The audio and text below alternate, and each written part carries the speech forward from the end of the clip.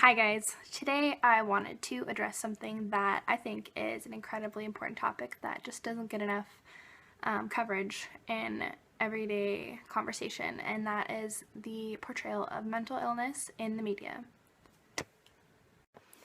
So really what I want to address is just some of the misconceptions and just lack of information out there that surrounds mental illness, and the way that it's portrayed in media is especially damaging, because I feel like it really overly simplifies some of the things that people go through.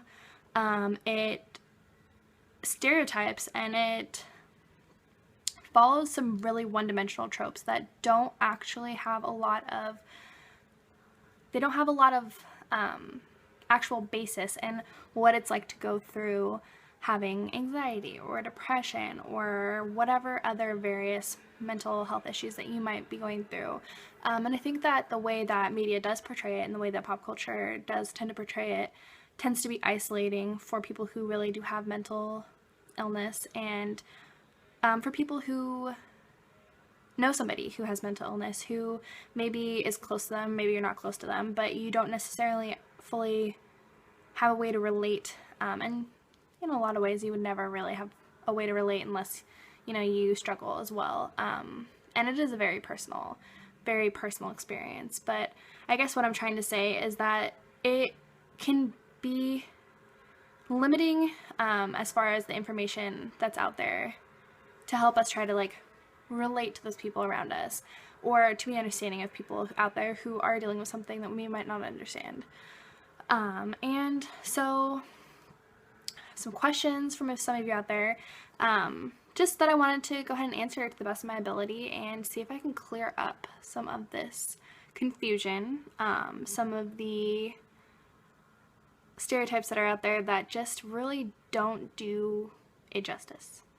So what I'm going to do is I'm going to go ahead and grab my computer and I'm going to look up some questions that I got on Facebook, some that I have received from other viewers here on YouTube, and I want to go ahead and address some of these questions, and let's just clear up some myth about mental illness, and hopefully I can educate some people out there and, hear some voices that I think are really important to hear. So really what I want to address is just some of the misconceptions and just lack of information out there that surrounds mental illness, and the way that it's portrayed in media is especially damaging, because I feel like it really overly simplifies some of the things that people go through.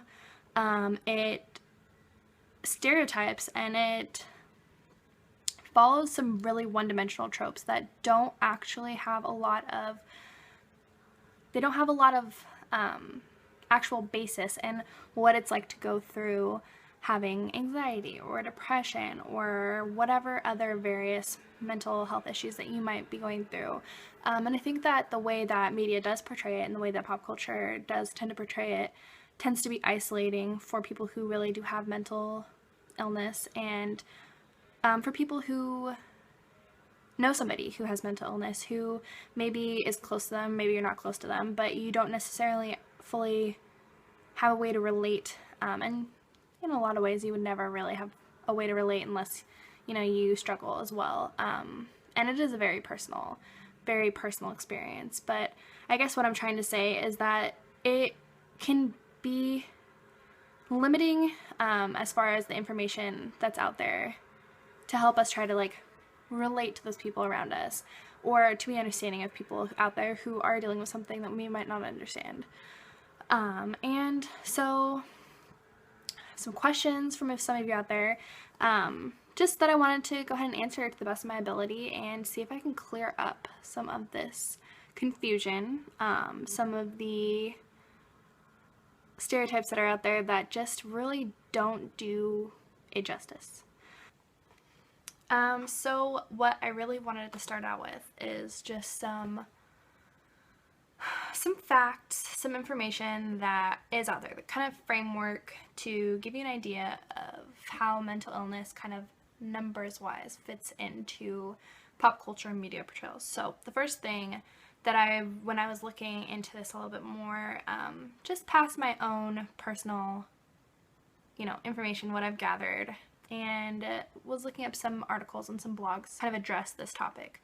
So one that I actually found to be pretty interesting was one that I found on Mental Health Association of Oklahoma's website. It's a .org, and it was titled Crazy Eyes and How Pop Culture Portrays Mental Illness. So it is referencing, obviously, Orange is the New Black. I've never actually watched this show, so I don't have like a huge frame of reference for this character in particular, but I thought that it made a lot of good points that just spoke to a broader audience than just that. I don't think that it really limits you to if you've watched the show or not. And so it was talking about the way that the character Suzanne Crazy Eyes Warren is portrayed in the show, and how it's kind of a more than meets the eye kind of a character. She does suffer from mental illness. She does have that kind of nickname that could be looked at as kind of stigmatizing, Crazy Eyes, and she is comic relief. She's humanizing. This is just kind of what the blog is going over. Just really interesting and something that, might look into. It's going to be link posted underneath my video just for reference. But so basically this blogger looked into it more as well, and they found a story from Annenberg School of Communication that was posted that was entitled Stigma, Social Functions of the Portrayal of Mental Illness in Mass Media. And it kind of goes over some statistics that I'm going to read for you now. Almost twice as many characters with mental illness on TV are victims of violence. And, I see that as being, to an extent, a realistic portrayal as far as people with mental illness may be at a greater risk of being victims of violence in some ways, like in abusive relationships, whether you came into the relationship with mental illness or you developed mental illness due to the abusive nature of the relationship. I mean, I see how people with mental illness might find themselves as victims of certain types of violence, maybe more often than people who don't have mental illness. But the fact that the majority of the portrayals of people with mental illness in media and pop culture are that of this victim who is having violence committed against them, you're not giving a wide, well-rounded portrayal of what it means to be a person with mental illness.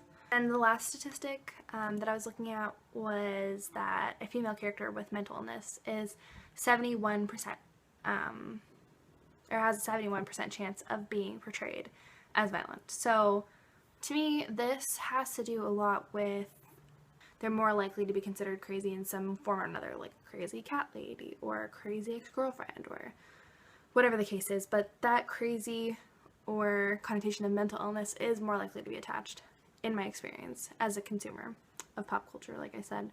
And then, just to touch on a couple more points. So, according to the article, the vast majority of mentally ill characters on TV are not only dangerous, but they are also touched with a sense of evil that justifies mistrust and eventual victimization. So, in short, according to this blog, Gerbner, the person who wrote the study that he's referencing, believes that the media set the norms for society as well as the price for deviance. So basically what this is saying is that there is some sort of justification for why this mentally ill person is a bad person, is committing these crimes or being violent, and it has to do with something that is wrong with them, as opposed to any other illness that you might talk about in this same sort of sense. Like, you wouldn't say this about somebody who is dealing with an infection or cancer or whatever the case is, but you have to remember that mental illness is just that, it's an illness. So when you treat it as if it's something that someone is choosing to behave like, you are kind of taking away from the ability for people who identify as mentally ill to come out and say, you know, I have this and I need support just like anybody else would. So the last quote that I'm going to take from this blog is that the mentally ill is a stigmatized group that serves as a lightning rod for viewers' pent-up insecurities, and at the same time it demonstrates the moral and physical price to be paid for deviance. So they're basically using mental illness as kind of the physical or mental manifestation of like being a deviant person, somebody who doesn't follow the norms of and values of society, somebody who maybe strays from what is considered to be like the right way to do things. And it just doesn't really fit in with the reality of mental illness. So that's what I'm trying to get at, is that there are these negative portrayals and it's out there and it's everywhere.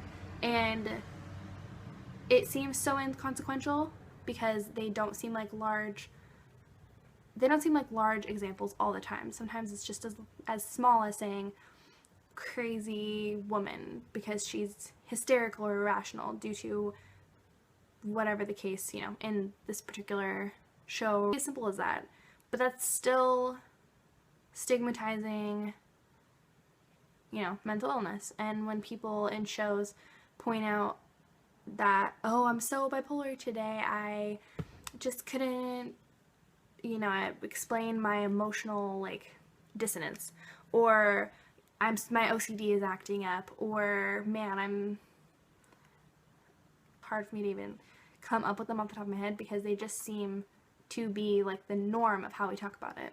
And that's just what you see a lot in media. So the next thing that I really wanted to talk about is an article on Bitch Media's website, and it is called "We Are All Mad Here: Gender and Mental Illness in Pop Culture."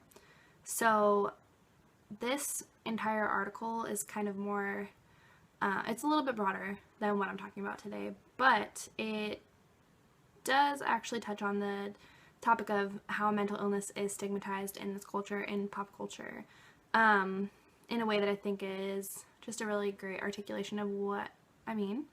And while being intersectional the way that it is, talking about race and gender and mental illness, not just mental illness, I don't think that you can talk about, you know, portrayals of anybody without really drawing on more than one identifier of that person. I think that this kind of just touches on some really good points, specifically about mental illness. So from the article it says, think about what mental illness or craziness, lunacy, insanity mean to you, and how you know a character is mentally ill without being specifically told. The character behaves irrationally, is perhaps violent, doesn't respect personal space. So that is kind of how a lot of mentally ill people are portrayed in media and in pop culture. And despite the fact, I mean, I'm sure that there are quite a few people out there who maybe fit one or two or more of those descriptions who have mental illness. I don't think that that is a telling sign that somebody is mentally ill. Somebody who's mentally ill might not look any different to you from the outside, might not behave any differently to you from the outside, because most of what they're experiencing is something that is within them. It's not something that you see, you know, they're not going to look like the stereotypical caricature almost of a person, you know, crazy, all over the place, like eyes and completely just disheveled. Like, that's not what people look like, and they're not gonna be behaving in the same way that you have seen them behaving in media portrayals. So I think that it's important to like look at these descriptions that we're hearing here and think like, wow, that is what I think, or that isn't what I think, and then maybe think about how, why is it that I think this? Why do I believe this? Why do I not look further into the topic? Because more often than not, you are going to encounter somebody who has mental illness in your life, whether you know it or not. And these stereotypes are really damaging. They are hurtful. They are overly simplified, and they don't really educate anybody when it comes to, the reality of mental illness. So, kind of after going over some of these points that I have kind of talked about through the articles that I've looked at, I went ahead and reached out to people for comments and questions and, whatever is on their minds as far as regarding mental illness and media. And also, not just that, but what questions they're hearing in their life that they're kind of tired of hearing that might be kind of exacerbated by pop culture's portrayal of mental illness. One of the questions that I got was from someone on Facebook, and it is more of kind of a statement that they're tired of hearing that is in regards to mental illness, and it has to do with panic attacks. So for those of you who don't know what a panic attack is, or maybe aren't 100% familiar, panic attacks are a symptom of anxiety. They tend to be just episodes of extreme anxiety and panic, and it can look like pretty much anything. People with panic attacks can experience a huge range of symptoms. I know that panic attacks can cause difficulty breathing. They can mean that your mind is racing and you just can't really focus on anything. It can involve crying. It can involve being totally, taking yourself out of a situation and being totally separate from everything because you don't want to be around anybody. It can involve so many different things. Like, it really is different for a lot of different people. Not everybody experiences them the same way. But what it is something that you can't just control by telling yourself to stop. It's something that is mental and physiological, and while there are a lot of methods out there to help combat panic attacks, not only including medication, but there are plenty of tactics and techniques that are used in order to help bring somebody out of their brain, out of their mind, and help them focus on something a little bit more substantial and physical rather than their anxiety and panic. But one of the questions that I got was, so this person says, I get this when I tell someone I had or I'm having a panic attack. They ask what caused it. But with panic disorder, there isn't always a trigger. It just happens. So this person also says, even my mother struggles to understand what I'm going through, and that sometimes my panic attack is just not about something. It's just the fact that they're having one. So yeah, to kind of touch a little bit more on this, panic attacks don't have to be triggered by anything. They can be triggered by something, and that is sometimes when a panic attack occurs. But sometimes when you struggle with anxiety specifically, or have depression, anxiety, or whatever kind of anxiety disorder, however it's linked to whatever else you're dealing with, panic attacks can literally come out of nowhere at any time for any reason, or for no reason. So when dealing with somebody who has mental illness, it's important to kind of understand that and realize that sometimes there's really nothing you can do as far as talking them down. Sometimes the only thing you can do is just kind of get to know them better and know what they need in that moment. I know a lot of people have like a specific thing that helps them calm down, or maybe they take medication for it and they have something specifically for panic attacks. But the best thing that you can do, especially if it's somebody that you care about, that you're around, is to ask them, if you know that they have this, that they deal with, to ask them what they need in that moment, or, ahead of time, try to kind of figure out a game plan, because when someone is experiencing it, they aren't thinking straight because they are in panic mode and they are completely taken out of rational thought about the situation, it's panic. You can't always control that. So I think that this particular question, or this particular concern that this person is having, is really exacerbated in pop culture, because that whole like irrational and just crazy outlook that we have in pop culture kind of teaches you to be afraid when someone's having this issue and you don't know how to handle it. And oftentimes you make it a lot worse if you say things like, just calm down and you'll be fine, why can't you just calm down, you know, something along those lines. And it's just not what that person needs to hear at that point in time. Another thing that someone brought up was that they often hear, you know, just smile, have a positive attitude, having a positive attitude will help. So I think that in pop culture, it's almost seen as you did something in order to cause your own mental illness. You, like that previous article was talking about, your mental illness is a product of your deviance, a product of you doing something wrong, a product of something that happened, but it's generally not looked at as a just everyday illness. It's looked at as some sort of like product of deviant behavior. So when someone says, you know, just smile, you know, if you pretend to be happy, you'll end up being happy.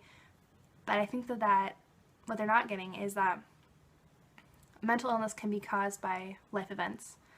Mental illness can be caused by a combination of things like chemical imbalance, life events.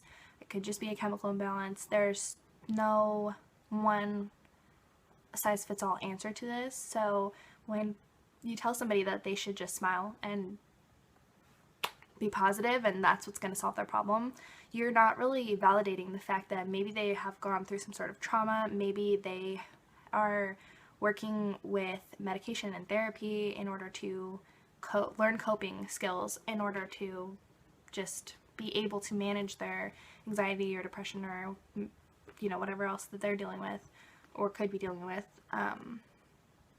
It's not the correct way to look into it. It's not the correct way because you're minimizing what they're dealing with. And, you know, when you're sad, just anybody can be sad. Anyone can go through, you know, a week or two of a depression or something like that. But like when you have chronic depression or chronic mental illness,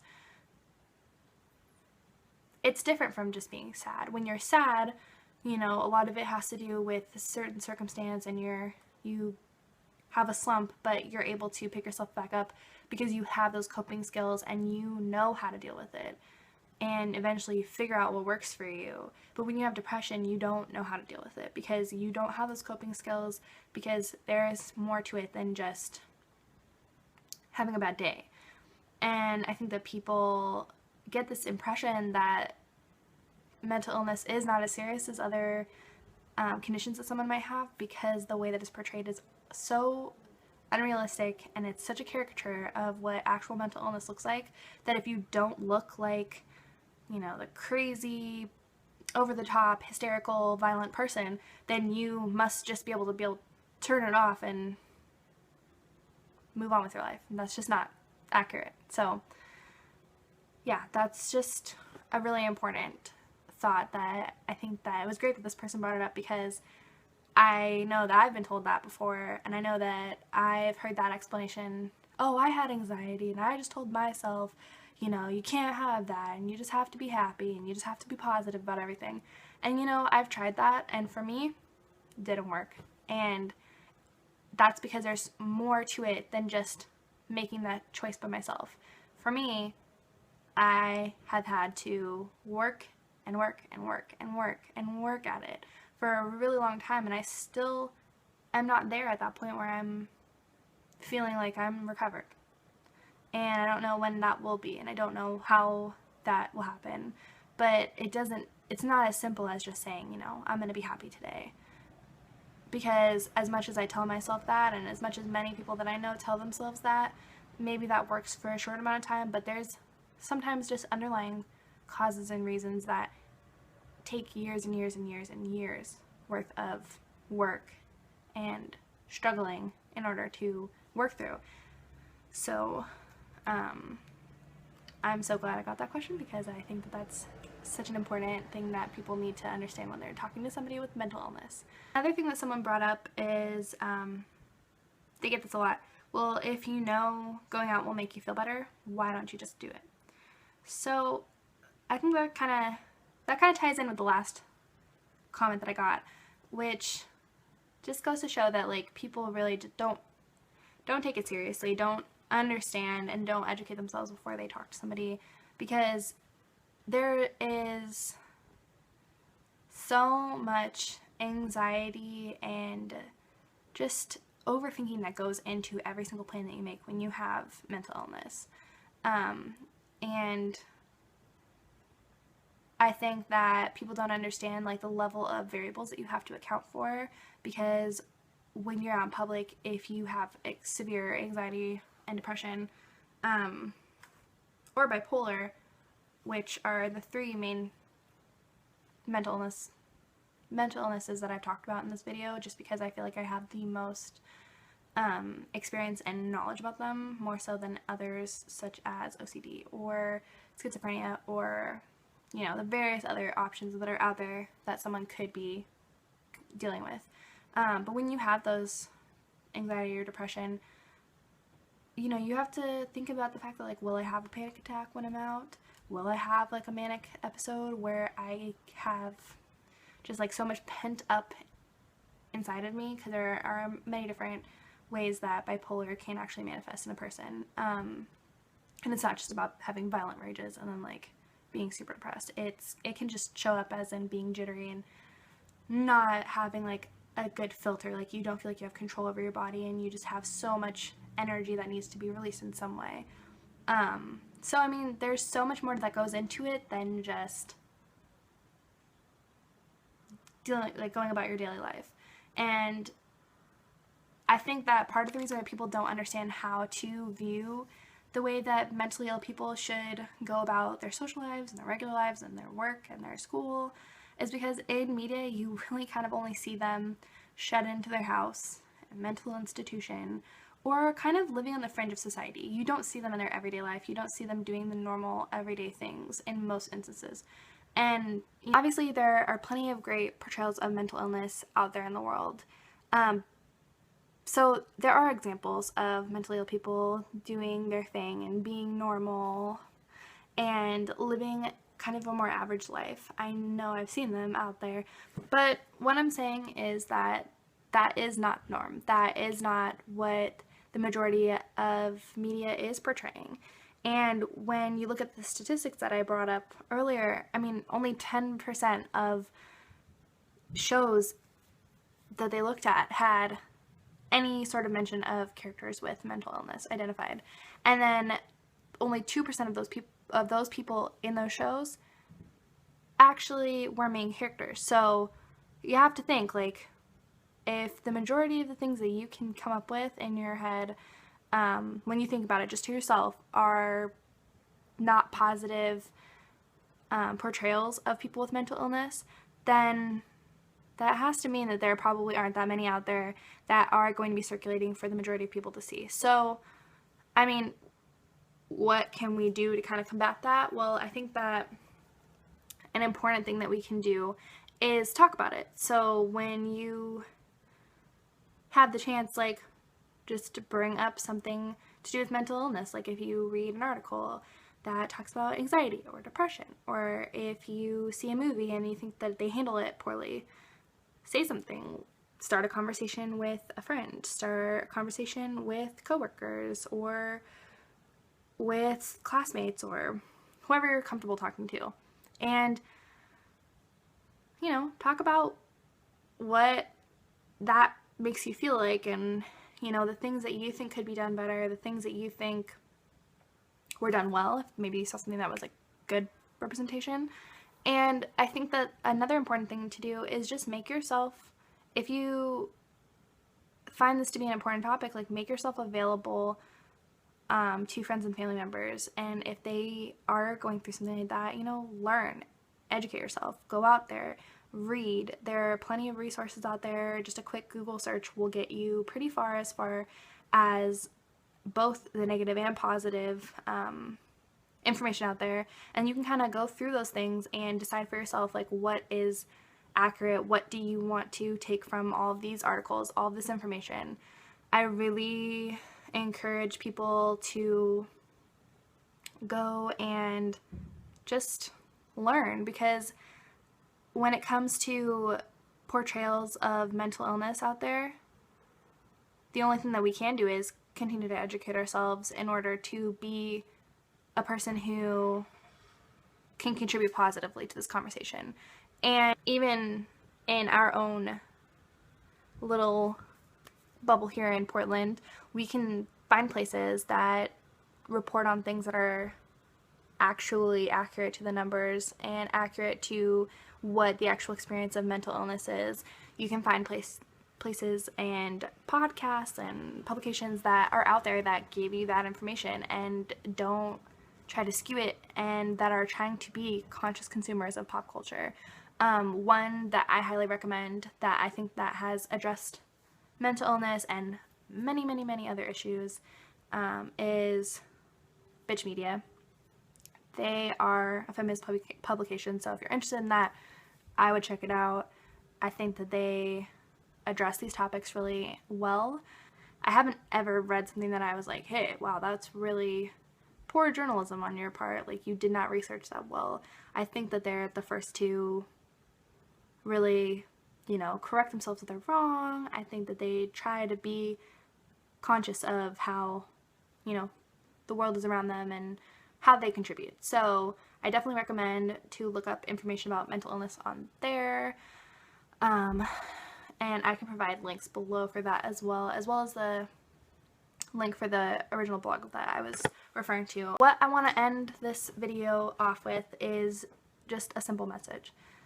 Mental illness is not a scary thing to be around, in the sense that it's not a scary, dangerous criminal who you can't even predict how they're going to behave. That is maybe one portrayal of it, but that's not the only portrayal, and that's definitely not the most accurate portrayal. People who have mental illness are the same as anybody else. They want the same things. They want to be happy. They want to be content. They want to live a good life that is in line with their values and their expectations for themselves, and they want the same things as everybody else. There are just different obstacles for them. And when you come across somebody who has mental illness, I think the best thing that you can do for them is to just be compassionate and just be what they need you to be to the best of your abilities, and don't think that you can save them or help them. Just be there as a friend how you would be for any other friend who is dealing with something that's challenging. You just give them your love, and you allow them to seek the professional help or however they're choosing to deal with their mental illness. But you allow them to seek recovery the way that they feel is fit. And I guess the biggest thing is just that you don't really know what someone else is going through or dealing with. So the biggest thing that you can do is just be there and be a good listener. So thanks for listening, and if you have any questions, feel free to send me comments, and I'd love to clarify anything. I know that I can't really go into too much depth within this short video, but I have so much more to say about the topic, so definitely let me know if you have any questions. Thanks, guys. Bye.